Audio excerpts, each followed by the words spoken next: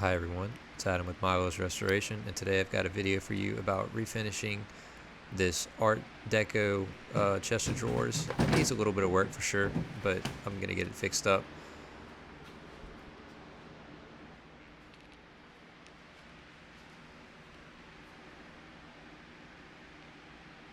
So this is definitely going to be one of the appeals of this video is this Soda Blaster, and I'll just go ahead and give you all the specs for it now and tell you everything that I use to run it. The only thing that I didn't really capture here is the size air compressor that I'm using. I'm using a 60 gallon that puts out around 18 CFM at 90 psi, which is usually what the least amount of psi you can run a Soda Blaster at. And I'll say that it taxes my air compressor, but I can run it somewhat successfully.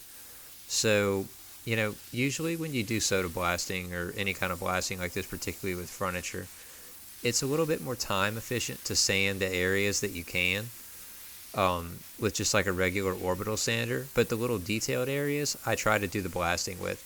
And what I can say about this is that if you can get your hands on one of these for furniture refinishing and you have an area to use it at, it's great. I mean, it's obviously it's a cheap soda blaster. It has a little bit of problems with it, but overall, it just makes furniture refinishing more fun because you don't have to deal with the chemical strippers, and just honestly, the process of using the soda blaster on it is really kind of fun too.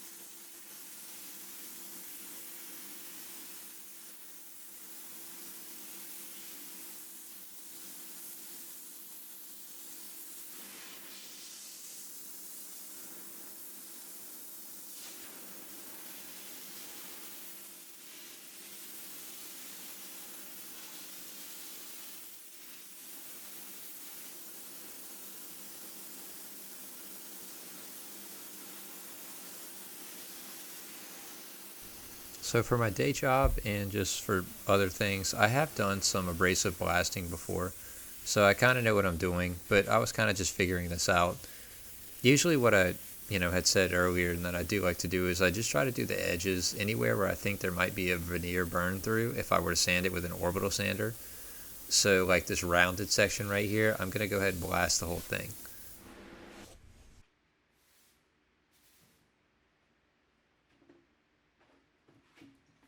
So today was really humid and I had to take a break. As you could tell, the soda blaster kind of kept clogging, and I decided to try to blast the hardware too because they were pretty coated with some kind of grime, and it's a pretty common practice just to to use it on metal and stuff like that. So the soda is not very damaging. Um, it only kind of got to the areas that were like the edge, like the softer woods. The walnut veneer was basically unaffected at all, but the softer woods, like some of the birch and stuff like that they use for the sides, seemed like it kind of took a little bit of a beating, but it really wasn't bad. I would have used some fine grade abrasive if I could have found it, but I just didn't have access to any. So after that, I took all of the wallpaper out of the drawers and I started vacuuming up all of the leftover soda. And what I do is I take my soda and I reclaim it and then I sift it and just reuse it. And I clean everything off with either water or alcohol, just whatever's available.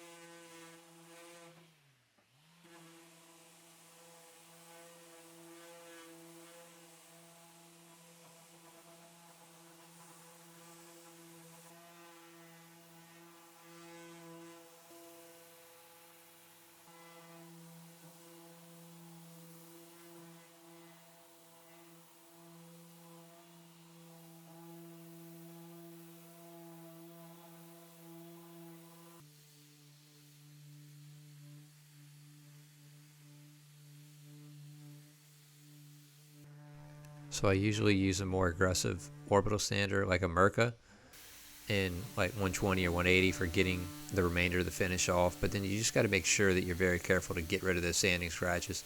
I actually had to redo a section on the top after I started putting finish on it when I saw that there were some sanding swirls in it.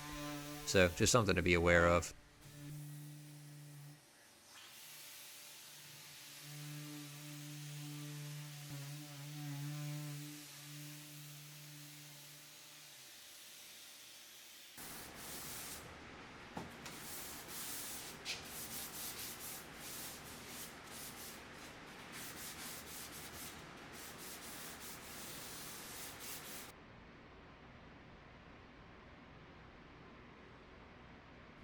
So if you're pretty familiar with furniture refinishing, you'll probably know what these are. These are burn-in sticks, and I am not very good with them, nor do I have the best tools for them.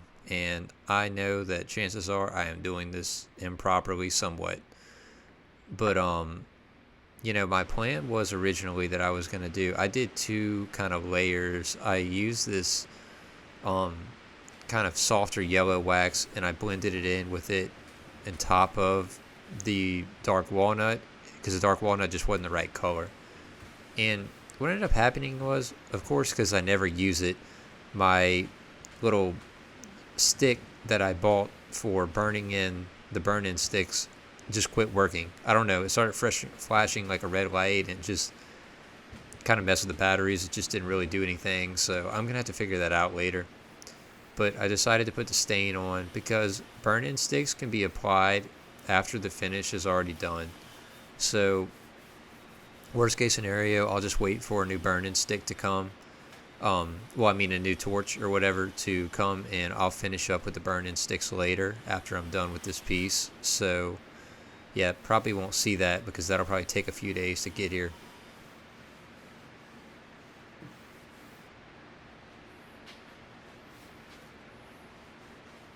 This is Simon's water-based stains in dark walnut. Well, actually, it's just walnut, and it's the full strength. Sometimes I water it down, but I didn't on this one.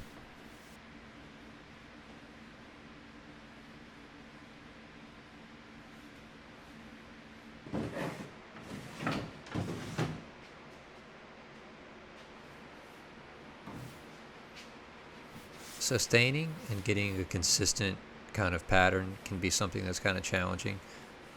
I just try to show the full thing here. Normally how I do things is I like to get the whole surface wet that I'm working with first, and then I go back and make my finishing passes over and remove the excess stain to get out any lap marks or anything like that.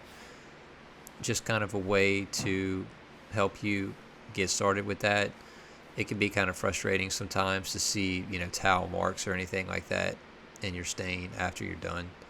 But yeah, I usually put all the drawers in and just make sure that everything looks consistent all together. Because sometimes you'll have a drawer that's like a different kind of shade or whatever for one reason, but this wasn't the case with that.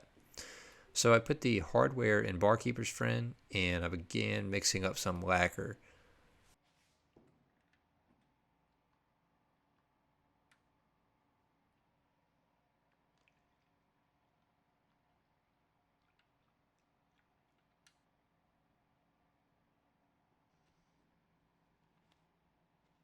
So this is the lacquer sealer that I like to use. It's a Gemini Precat sealer, and it's pretty thick and it's got pretty high solid content, so it builds pretty fast. After about 2 coats, generally speaking, you're pretty much ready to go. So what I usually do is I'll sand between I'll spray 2 coats without sanding, and then after the second coat, whenever I'm confident I've got enough material on, I'll sand it. And what I can say about this Precat sealer in particular, and the way that I'm using it with a 1.4 on this 3M gun, is that I was even able to power sand this with a surf prep, moving pretty quickly, obviously not staying in one area for too long, and I had no burn throughs on the stain. So it's a good sealer.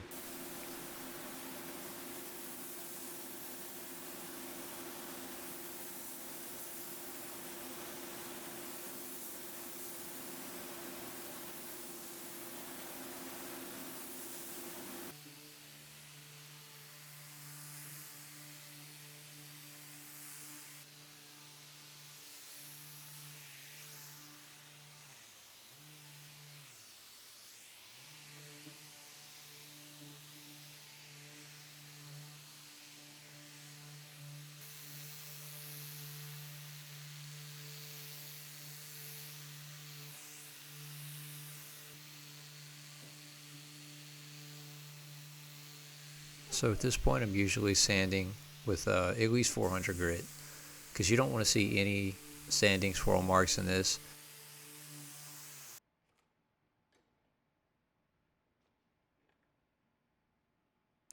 So this is Gemini, Precat, lacquer, and satin. And I mixed in a little bit of dark walnut trans tint, and I added a little bit more of tobacco brown. And I forget what brand dye that I use. It's like something tones or like color tones or something like that.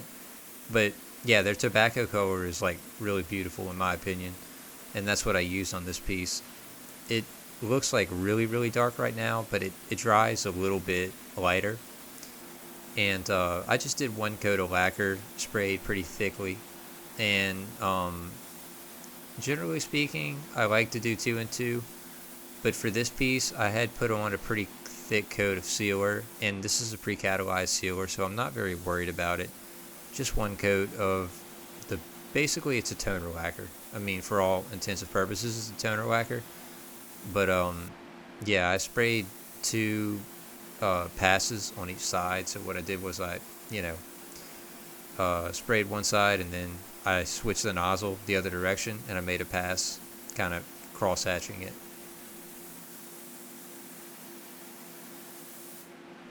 So when it comes to pieces like this, a lot of people, some people really like the dark finishes, some people don't. But what you have to kind of consider is that this piece is mixed wood. It's got walnut veneer, and then it had birch sides and some other kind of, just really poplar or whatever they can find for the rails. It's definitely made to be sprayed with some sort of toner lacquer.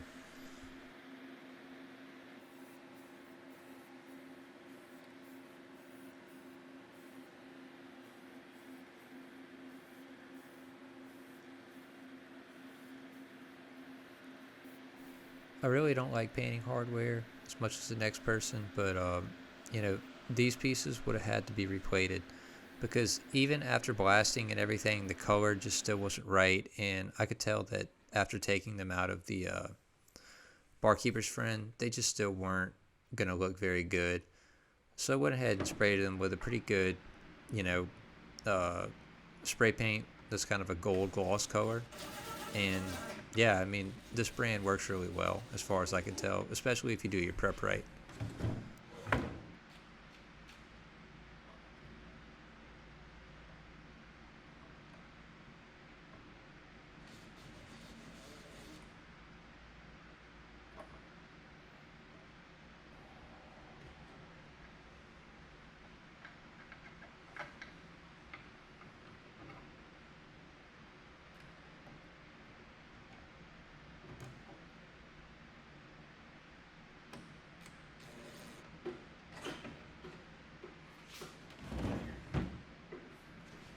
So here's the finished piece, and I think it looks really good. I was really happy with the color and tobacco brown, and just the way that the sheen looked with the satin lacquer.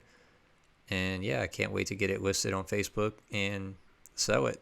And I'll have to fix those areas in the back once the hard wax sticks come in. But yeah, if you want to see more videos like this, please subscribe and keep watching for more antique and furniture flipping content.